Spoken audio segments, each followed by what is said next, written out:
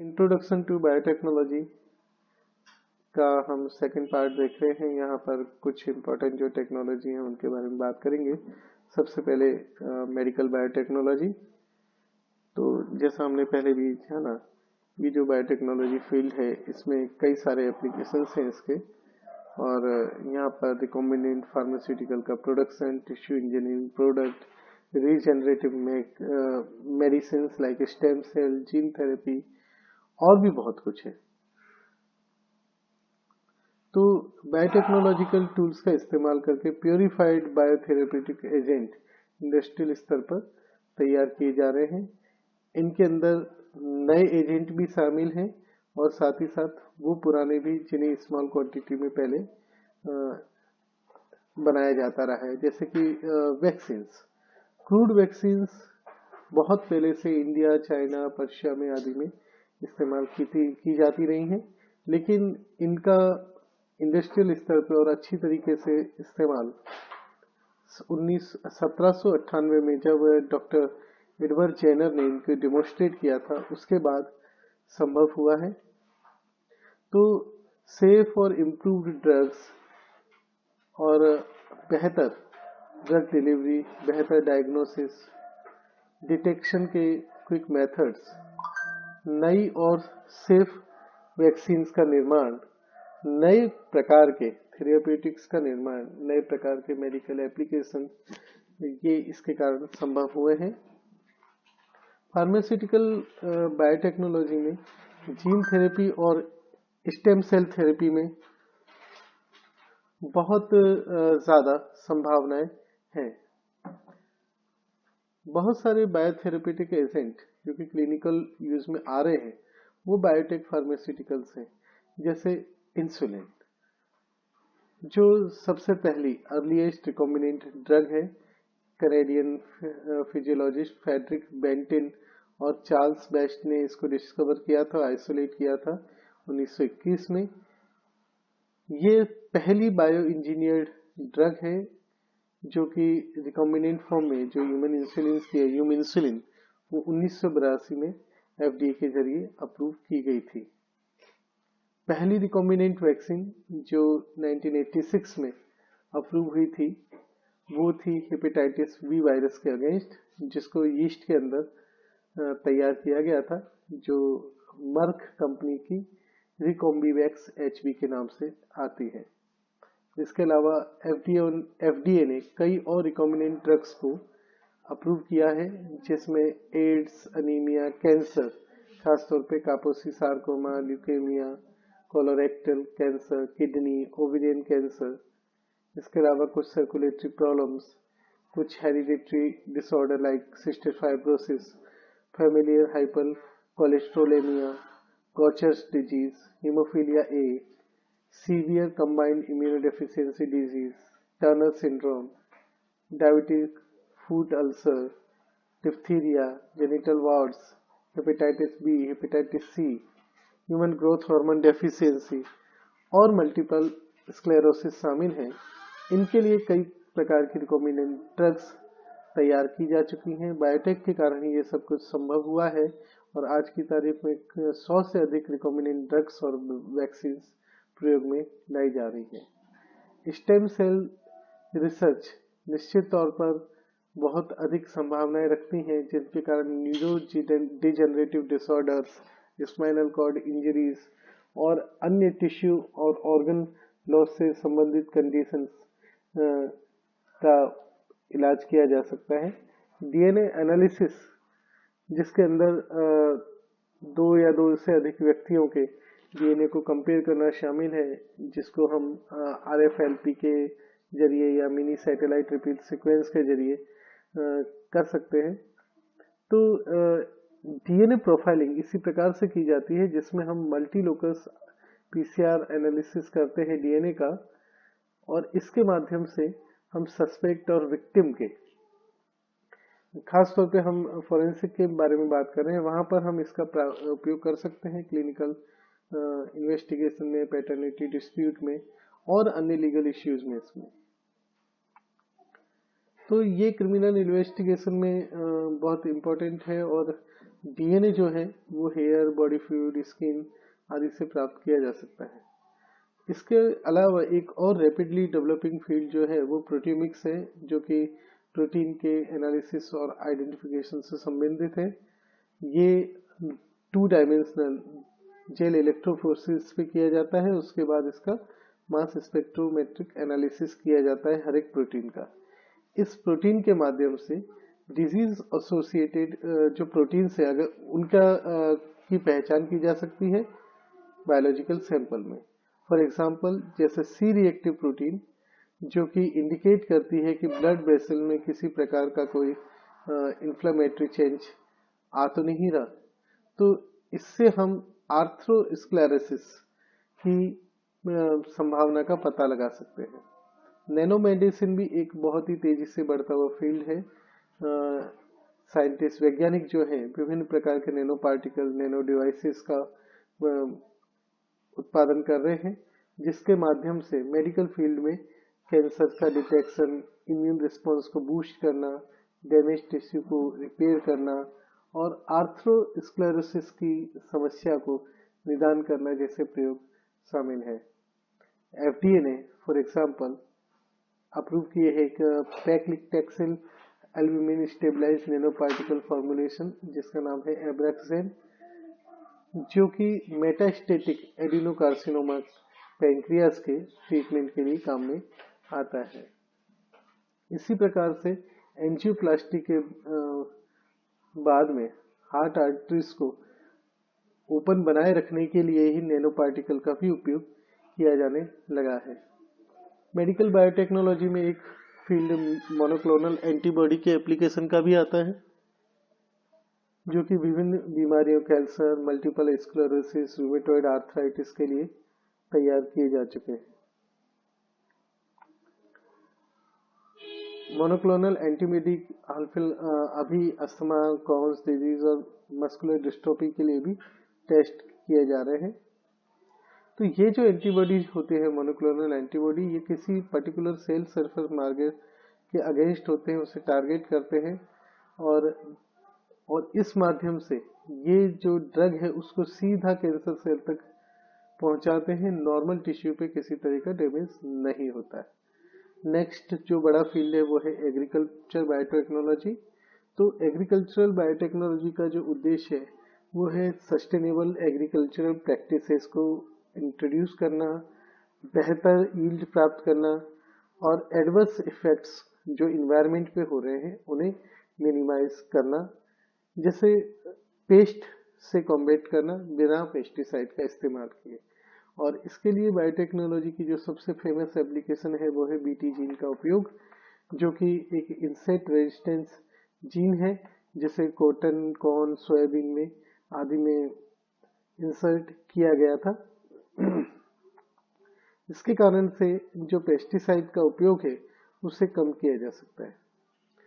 तो न केवल मिनिमम और लो यूज किया जा रहा है पेस्टिसाइड का, जिसके कारण क्रॉप पे बेनिफिट मिल रहा है, साथ ही साथ ये जो पेस्टिसाइड है इसका इन्वायरमेंटल लोड भी घट गया।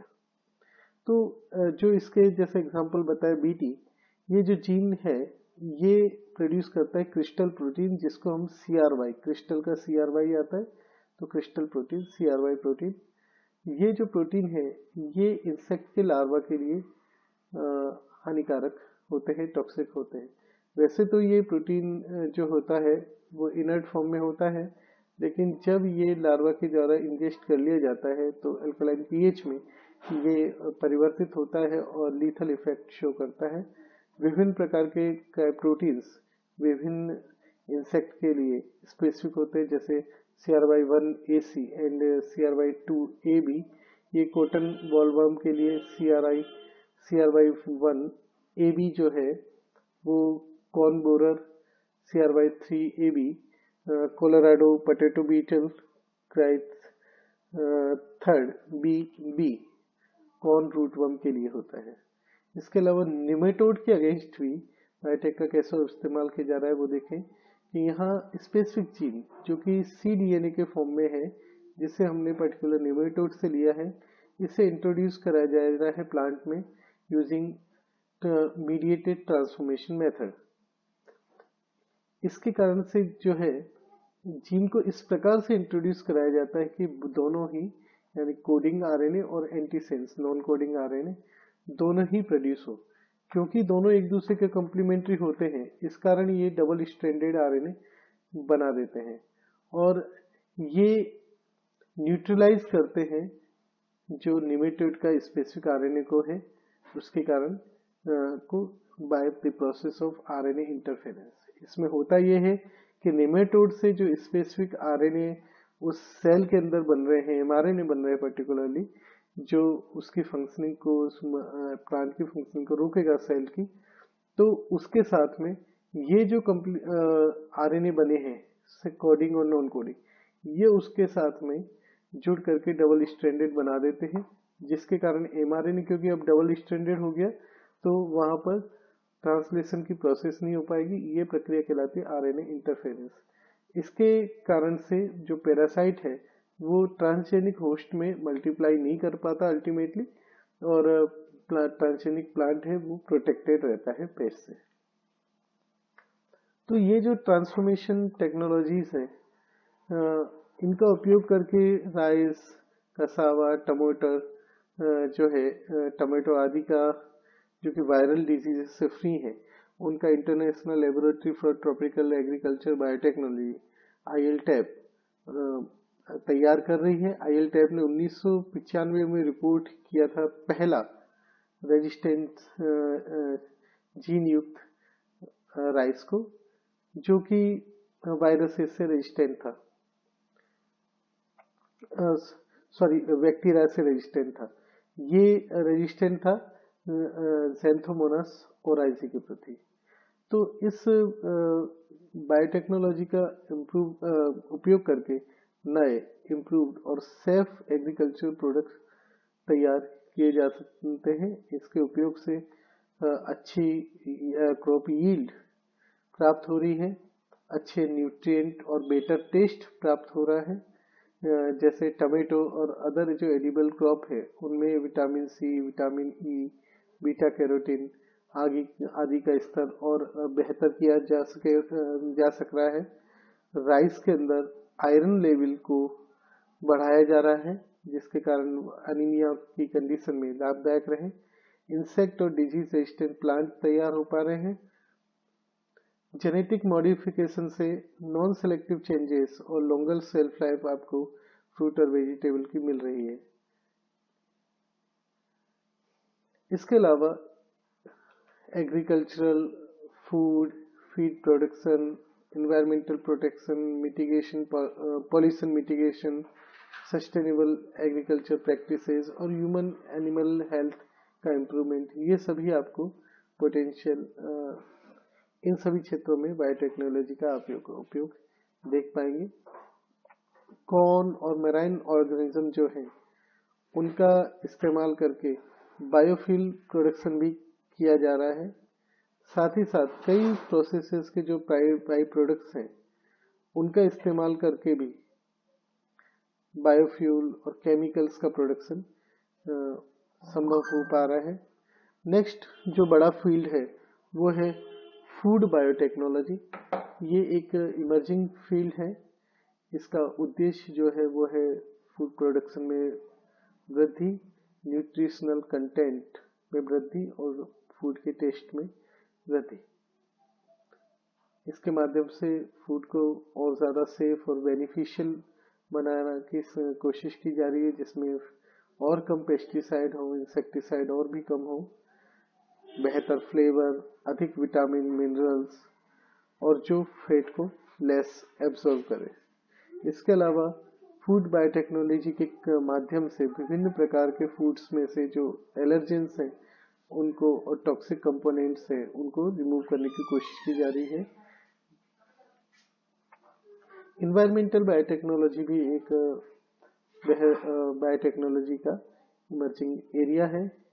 इसके माध्यम से वास्ट ट्रीटमेंट, इन्वायरमेंटल चेंजेस की मॉनिटरिंग, पॉल्यूशन प्रिवेंशन, इसके अलावा फाइटो रिमेडिएशन, प्लांट के माध्यम से बायो रिमेडिएशन की प्रोसेस, डिकंटामिनेशन और कन्वर्जन ऑफ हार्मफुल प्रोडक्ट्स, इसके अलावा एंजाइम बायोरिएक्टर्स का उपयोग किया जा रहा है।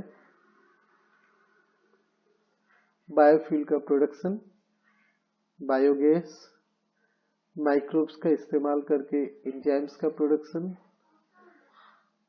साथ ही साथ कुछ केसेस में जो बाई प्रोडक्ट्स हैं पॉल्यूशन फाइटिंग के, वो खुद भी यूजफुल है। फॉर एग्जांपल जो मीथेन बैक्टीरिया से डिराइव हो रही है, जो कि सल्फर लिक्विड को डिग्रेड कर रहा है, उसका जो अपशिष्ट है उसका उपयोग पेपर मैन्युफैक्चरिंग में भी होता है। इसी प्रकार से ये मेथेन जो है वो फ्यूल और अन्य इंडस्ट्रियल प्रोसेसेस में भी यूज की जा रही है। Insect and pest resistant crop का उत्पादन, और निश्चित तौर पे जब पेस्टिसाइड का कम उपयोग होगा तो फार्मर भी उसके प्रति कम एक्सपोज होगा। नेक्स्ट जो बड़ा फील्ड है वो है इंडस्ट्रियल बायोटेक्नोलॉजी। यहाँ बायो प्रोसेसिंग यानी कि लिविंग एनिमल का इस्तेमाल करके या उनके प्रोडक्ट्स का इस्तेमाल करके प्रोसेसिंग, और बायोटेक्नोलॉजी डिराइव्ड प्रोडक्ट्स का इंडस्ट्रियल स्केल पे उत्पादन। इसका जो प्रमुख उद्देश्य होता है वो होता है, इस बायोटेक का उपयोग उद्देश्य है to develop newer industrial manufacturing processes and products which are economically and better than pre-existing ones with minimum environmental impact। तो ये कुछ प्रयोग हैं, जैसे bio refineries where oil, sugar, biomass can be converted in biofuel, bioplastic, biopolymers, ये सब चीजें।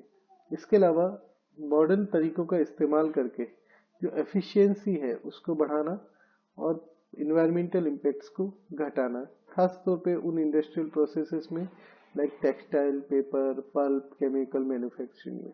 इसके अलावा development and use of bio catalyst to synthesise chemicals in development of antibiotics.